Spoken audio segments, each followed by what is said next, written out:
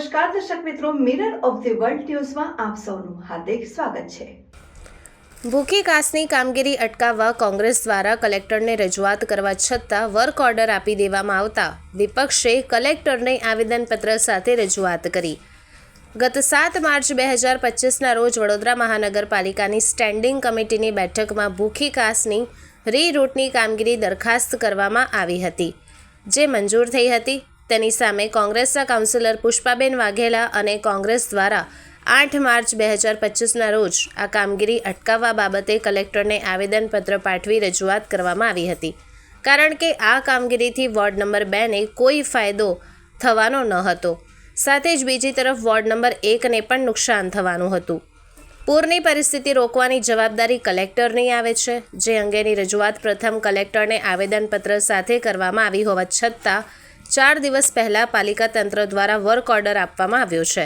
ત્યારે કલેક્ટર દ્વારા આવેદનપત્ર બાદ શું પગલાં લીધા, આ કામગીરી કરવામાં ન આવે તે બાબતે રજૂઆત કરવામાં આવી હતી। તારીખ 7/3/2025ના રોજ કોર્પોરેશનમાં સ્ટેન્ડિંગ કમિટીએ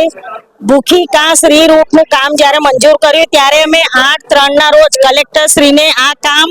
સ્ટોપ કરાવવા માટે રજૂઆત કરવા આવ્યા હતા। અમે આવેદનપત્ર આપ્યું હતું અને ત્યારબાદ અત્યાર સુધી કલેક્ટરશ્રીએ શું એક્શન લીધા, કારણ કે 4 દિવસ પહેલા કોર્પોરેશને આ કામ કરવાનો વર્ક ઓર્ડર આપ્યો છે, ત્યારે અમે કલેક્ટરશ્રીને આજે આવેદનપત્ર એટલા માટે આપ્યું છે કે પૂરની જવાબદારી પ્રથમ કલેક્ટરશ્રીની આવે છે અને કલેક્ટરશ્રીને જ્યારે અમે આ કામ સ્ટોપ કરવા માટેની 8/3ના રોજ 11 વાગે આવેદનપત્ર આપ્યું હોય તો કલેક્ટર સાહેબે એક્શન લીધા હોત તો આજે 4 દાડા પહેલા વર્ક ઓર્ડર ના આપતા કામનો, એટલે આ કામ ના થાય એની માટે આવેલા હતા। અને આ કામ હવે પછી કલેક્ટરશ્રી